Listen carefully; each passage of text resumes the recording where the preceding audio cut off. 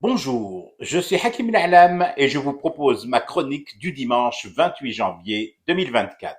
Elle s'intitule Benjamin engueule Netanyahou sous le regard goguenard de Bibi.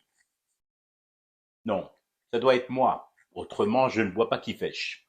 Tout le monde semble satisfait du verdict de la CIG, la Cour internationale de justice. Donc, si moi je grinche et ronchonne, c'est que c'est forcément ma pomme qui n'a rien compris au communiqué. Pourtant, tout plein de bonne volonté, pas feignasse pour un sou, j'ai lu et relu. Et ça coince toujours dans le pois chiche qui peine à rouler entre mes deux oreilles. Aidez-moi, Bark. La CIG, elle a bien demandé à Israël, je cite, d'empêcher tout génocide à Gaza et de punir ceux qui tenteraient d'en commettre en Palestine. Yek! Saha. Donc, la Cour de justice demande à Israël d'arrêter et de mettre hors d'état de nuire Israël, n'est-ce pas?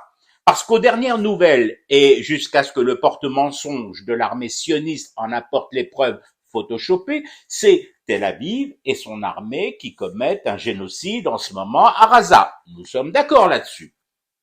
Ben là, ça commence à chauffer sec du haricot. Le pois chiche, lui, ayant sauté par l'une de mes oreilles, prit la poudre d'escampette, se promettant de ne plus remettre ses petits pieds dans mon bocal agité. Koulouli bark. On demande à Israël de mettre fin aux agissements d'Israël. Rassurez-moi, les menottes pour une telle arrestation, c'est aussi Tel Aviv qui les fournit. Non, mais des fois que je m'égare. Pour être encore plus clair, t'as Benjamin qui se présente au domicile de Netanyahou et qui lui demande avec un air sévère, tout plein, les sourcils en bataille, le cheveu dressé et le bracelet rouge de la cabale serrant le poignet comme un garrot. Dis donc, Bibi, tu vas arrêter de génocider ces palestoches, ok? Sinon, je te colle une prune, un PV sur le pare-brise de ta voiture dans le parking de la chefferie du gouvernement. C'est assez sévère comme ça? Régler umourak, régler rohak. Ah ouais, dit comme ça fout les chocottes. Netanyahou, il va filer doux devant les injonctions de Benjamin, le tout sous le regard goguenard d'un Bibi qui s'est mis entre-temps au cours de langues, les langues les plus parlées en Afrique du Sud, le zoulou, le xhosa et l'africaine. Tu comprends, après tout ça, oui, tu comprends que la CIG n'est pas jugée utile d'appeler à un cessez-le-feu immédiat. Il n'y a pas besoin. Tel Aviv va arrêter Israël et placer en détention le prof de langue de Netanyahou pour génocide linguistique et crime commis sur la prononciation assassine de Hamas. Ben voilà, tout le monde avait raison. Et j'avais tort.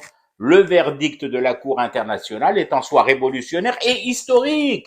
C'est la première fois dans le monde que des juges demandent à l'assassin de procéder à son auto-arrestation, de se passer lui-même les menottes s'il a un moment, dans la journée, sinon tant pis. Les martyrs de Raza, de Jabalia et de Khan Younes apprécieront sûrement. Je fume du thé et je reste éveillé, le cauchemar continue. C'était Hakim Na'lam, je vous retrouve demain pour une autre chronique et une autre façon de dire son amour à l'Algérie.